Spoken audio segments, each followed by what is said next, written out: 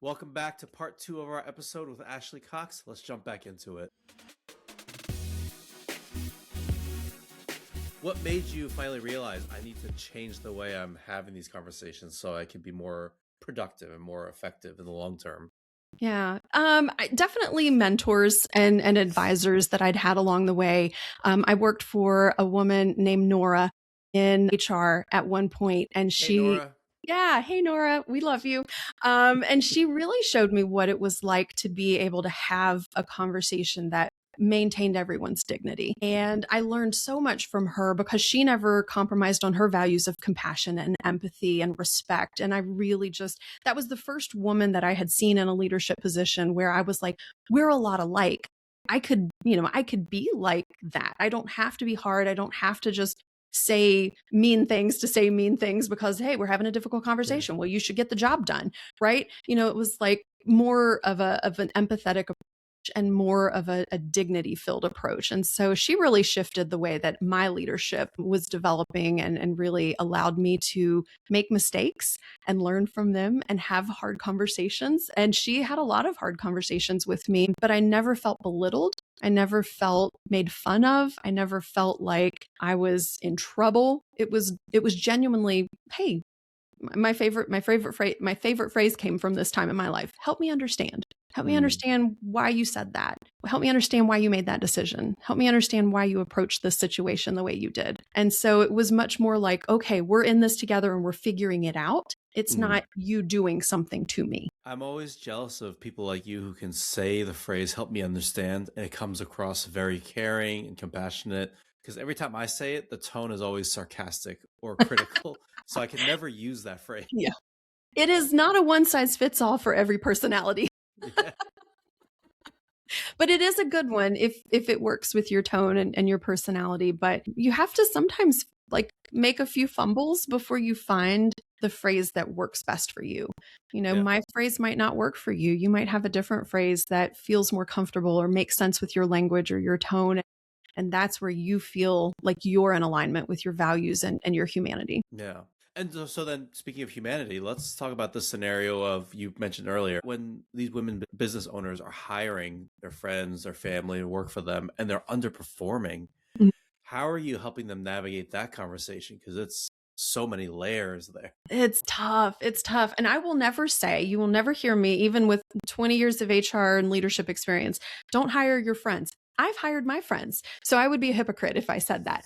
But what you need to understand, if you are thinking about hiring friends, let's start there before we get into, I've already hired them and now we have an issue. If you're thinking about hiring friends, you need to have a really clear conversation around boundaries, expectations, roles, and responsibilities before they start. And what are we going to, how are we going to maintain our friendship outside of work? And how are we going to maintain our working relationship within the context of work? Because that's going to set you up to proactively avoid a lot of the problems that we're getting ready to talk about. But imagine you've already, like you said, Chris, hired this person. They're on your team. They've been your best friend for, let's say, 15 years. And they're not performing their job and you've got to address it. Well, number one, you cannot avoid it because it is not going to get better.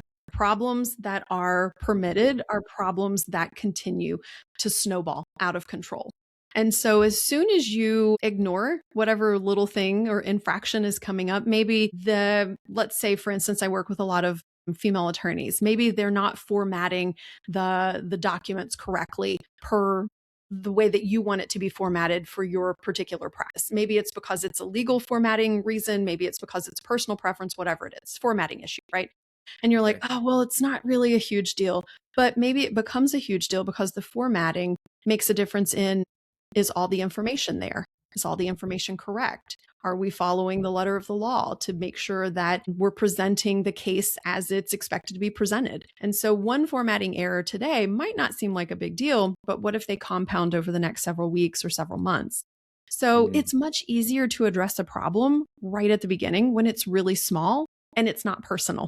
Because at the end of the day, it's not. It's just a formatting error. We still love Sue. She's been a great friend. Hey, Sue, there's a formatting error in this brief here. Could you take a look at that? Here's our standard, and here's the reason why. Okay, cool. Let's do it. Most people are going to respond like, yeah, not a big deal. I didn't know that. I'm still learning. Maybe I didn't think it was a big deal, but now I understand why it's a big deal to you, to the business, to the law. And so now we can just address the problem and move down the road.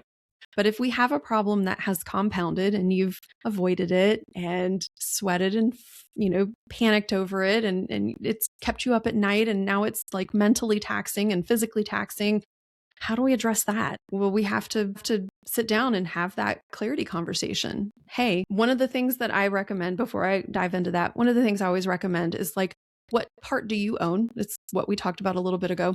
What part do you own? And the part that you own might be, I didn't say something when I should have said something. And that's a big chunk of humble pie that sometimes we have to eat. And so that immediately helps to not put the other person on the defensive, but help them understand that you're being a very real, vulnerable human in this situation. And so it might sound like, hey, Sue, there's something that I've needed to address for a while now, and I haven't done my job, and I'm really sorry about that. Here's what's going on, and this is what we need to do to fix it. So let's talk about how we're going to fix that together. And so now it becomes a we problem. It's not just a them problem. It's not just a you problem. We're not calling anybody out. We're not mad. We're not angry. We're not blaming or shaming or pointing the finger. We're having a conversation around how do we fix this together? And I bet Sue's going to be like, oh my gosh, I didn't even know that was a problem. Okay, how do we fix it? Let's work on this together.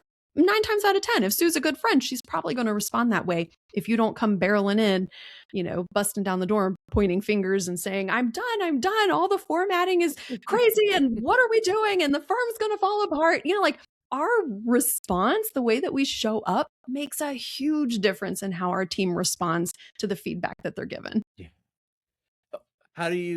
What if because we're friends, what Mhm. if how do you separate knowing personal things about my life where I'm struggling with money or we're struggling to pay bills and I can't afford to be fired from the job or lose this job. And I may bring that up hey, we've been friends, I'm going through a tough time. It's hard for me to focus. Yeah, I think there's a careful balance that you can be empathetic to that when you know that level of personal information and we still have a job we have to do and we have to do it well. And I don't want to make the decision to have to replace you. But if that's what I need to do, and this is the part that a lot of people will avoid saying because they don't want to hurt their friends' feelings, but sometimes we have to say the very obvious, clear next step so that people get it. And so you might say, I don't want to have to make a decision where I have to replace you in this business because we work so well together, because you are a great right-hand person to me, because you've been by my side for 15 years. And the business has to be able to function in order to continue. And if it doesn't, neither one of us are going to have a job. And I don't think either of us want that. So much of this is very nuanced based on what the other person is saying and how that information is being conveyed. And sometimes if the other person is too emotionally heated, I'll recommend my clients just hey, I know that this is a really emotionally charged conversation right now. Why don't we take a quick 5-minute break? Let's both just get our emotions in check. Let's regroup and let's come back at this because this is not the conversation I want to be having. I don't want to have this conversation in this way. We're too good of friends to do this. It's okay to remind the other person, we're too good of friends to do this. This is not how we act. This is not how we friend, right? So it's okay to step away when things get too heated or when you're feeling flustered, because I guarantee you the other person's just as flustered and, emotive and things are just going to escalate from there. And that's what is always fascinating because a lot of my high power female attorneys, they're making the super lawyers list in Chicago and, they're highly acclaimed. I had one who wrote an article for the American Bar Association recently, they are the top of cream of the crop. And yet they come to me and say, I don't know how to have this conversation with this employee. And, it's wow, it's a similar skill set and it's very different because the interpersonal part of it is, even if you're not family and you haven't been friends for 15 years, because of the nature of these small micro businesses where you have 3 or 5 or 8 employees, you get very, very close with these people. And so that's why having clear boundaries and policies and expectations upfront and being as proactive as you can to avoid hurt feelings down the road is so critical. Yeah. Would you be willing to role play a situation with me? Absolutely. Let's pretend it's a year and a half in and I'm not performing well. Let's say we've been best friends for like 10 years now at this point. You hired me on. You did give me feedback near the beginning. Let's say this at the beginning, I did something wrong. You gave me feedback and I just didn't take it to heart, or I just didn't do it. And then you just avoided it for another year and a half. And so now you're having the conversation with me, and I'll throw stuff at you and see how you handle it. Okay, sounds good. All right. So, Chris, I've called you into this conversation today because we need to clarify a couple of things that have been going on. And I want to start by saying I should have addressed this sooner. We talked about this one time, like 100 years ago when you first started, but I haven't said anything since then. And unfortunately, I've just let it build and haven't addressed it. And so I need for us to get on the same page about these formatting issues. It's really important that we format our documents in the firm in the exact same way. So that way we're not missing any key pieces of information, that the judge and the court is getting the correct information, and that we are representing our clients in the best way that we possibly can. I mean, Ashley, I get that. I don't know why we're being so formal about this. Why didn't you tell me this sooner? Why didn't you tell me this like when I was making the mistake earlier? Yeah. Again, that's on me. That's my fault. I should have said it, but I've been really busy and had a lot of things on my plate, and I got swept away in my client work, and I didn't focus on our internal standards and expectations. And so again, that's my fault. However, we're having the conversation now. I just want to make sure that we get on the same page and that we are going forward. And the reason that we're formalizing it is because we've shown up in court a couple of times and had our pants caught around our ankles because I didn't have all of the right information that we needed. So we don't want to represent our clients that way. One of our values is client care, right? And so one of the ways that we take care of our clients is that we provide them with accurate documentation and representation in court. I mean, then you can't blame me if you're the one that hasn't told me about this. Like, I've been doing it, like, and I care about I'm not saying I don't care about the clients. I care, right? Yeah. I'm not messing up in any other way as far as I can. Like, I'm not swearing at the clients or anything. Yeah, no, So you do a great job with client care. One of the best pieces of feedback that we get consistently is how well you take care of our clients when they call in. And I love that. I appreciate that about you. And this is a standard that I need to get us back on course about. And sometimes when we realize that we have gaps in the work that we're doing, that's when we have the opportunity to clarify and correct. And that's all we're doing today. So let's make sure we're getting on the same page with this. Yeah, I guess so. I don't know why you're coming at me like this, but yeah, whatever. Yeah. Well, help me understand what feels like an attack. I mean, you're coming at me. This is like a really formal meeting. Like, we're not strangers. Right? Like, we worked together for a long time. We've been friends for a long time, right? You were there when my mom passed away. Like, you were a big help. Like, I care about you as a friend. I don't know why you're coming at me like this, right? Yeah. Like, I don't know why you can't just tell me what's going on instead of like having this big old meeting. Yeah. Well, one of the things that was really important was that you heard me take ownership for not addressing this. And also that we had the chance and the time to be able to do this where we weren't distracted with phone calls and emails and clients coming in, because this is a really important part of our business. And I know you've got my back. We've been friends for a long time and we've been through a lot. And that matters to me. And that's important. And so I knew that you would have my back in this situation as well, because it's not just about me. It's not just about the firm. It's about our clients and it's about doing what's right for them. All right, let's cut there. Okay. Thanks, Ashley. Yeah, you're so welcome. You're so welcome. Good job. Walk everybody through kind of your thought process and why you phrase things a certain way. Yeah, I think one of the things that's so interesting about having a conversation is that you can have these sort of standard phrases or snippets. And even when you're in the middle of it, your brain is still working, like you're processing that information. And so you have to be mindful not to assume something that someone is saying and respond to that versus what they're actually saying. So if you listen back to our role play, you'll hear me asking questions and sharing information and taking ownership and pausing when I was like, okay, well, this sounds like there's something like a little deeper going on. And that's when I asked that question, like, help me understand why you're feeling so attacked here.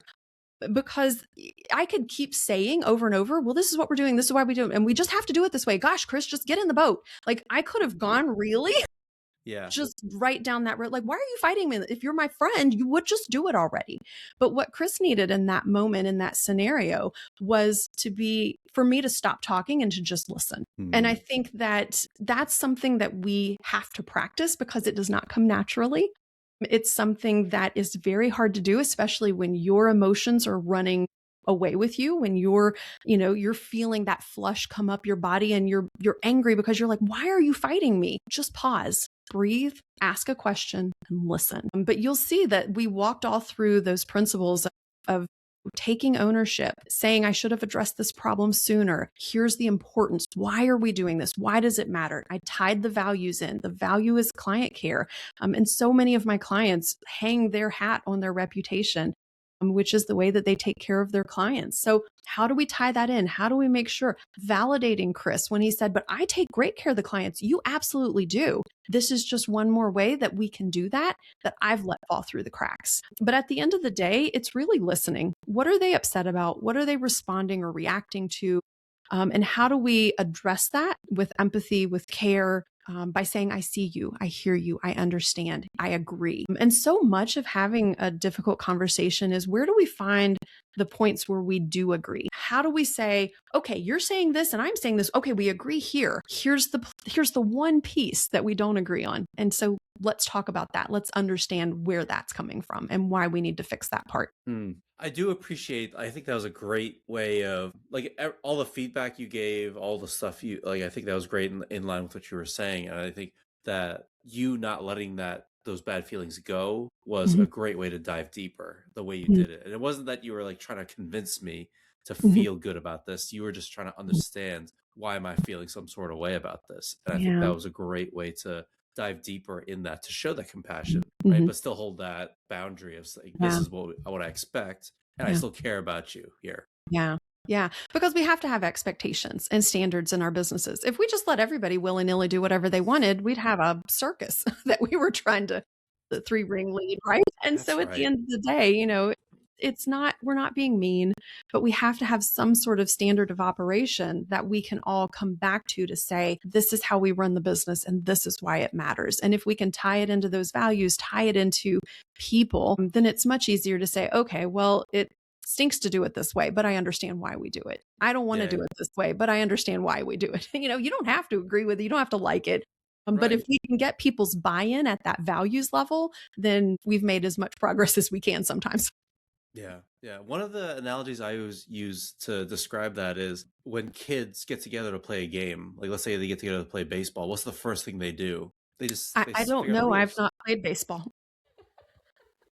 They figure out the rules. They say Oh, the well, rule. yeah. This is what's Yeah, happening. Like for any group sure. of kids, they say this is first base, this is second base, this is third base, home. Yeah. These are the teams. These are the, like, that's what Mm-hmm. every group of kids and group of people does. These are the rules of the game.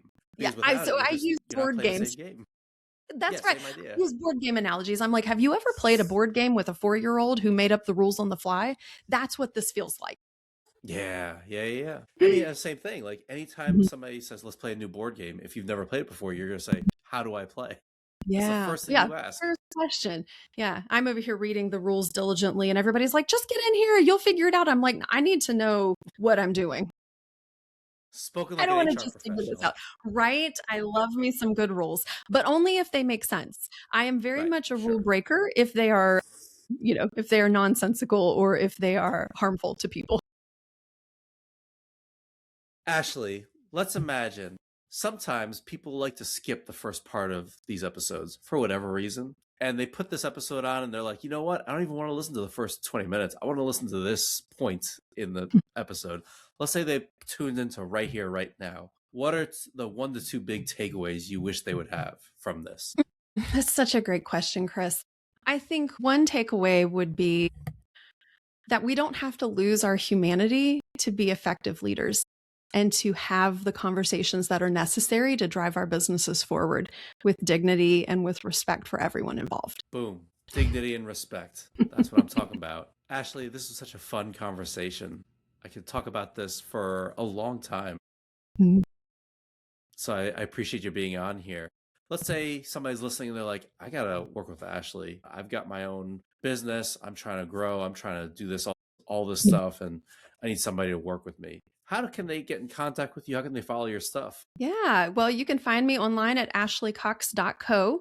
And I hang out mostly on LinkedIn these days. So Ashley N. Cox over there. But if you find your way to my website, everything is linked there for you. So ashleycox.co. And I'd love to have a conversation, even just follow along. And some of the things that I share and talk about are things that we've talked about here today. And one of the things that's so important for me in my work is micro shifts. You don't have to change your entire personality or the way that you lead your team or run your business overnight. How do we make 1% micro shifts that can help you get better results right away? Well, Ashley, thank you so much for being on here with me. I wish with both of us, but with me today. Thank you so much, Chris, for having me. It has been an absolute pleasure. I cannot wait to share this conversation with everybody I know. Yeah. And for everybody listening, if something in here struck a chord, please reach out. Reach out to Ashley. I follow her on LinkedIn also, and I love her stuff about culture because it aligns with my stuff. If anybody's looking for internal leadership development, so if you're looking for your leadership team to grow because you got burnout, you got turnover, you can't even manage because everybody's just got these battlefield promotions and they don't know how to lead, let's talk, let's chat, let's talk about how we can bring all this stuff into your organization. So we'll see you next week on the Art and Science of Difficult Conversations.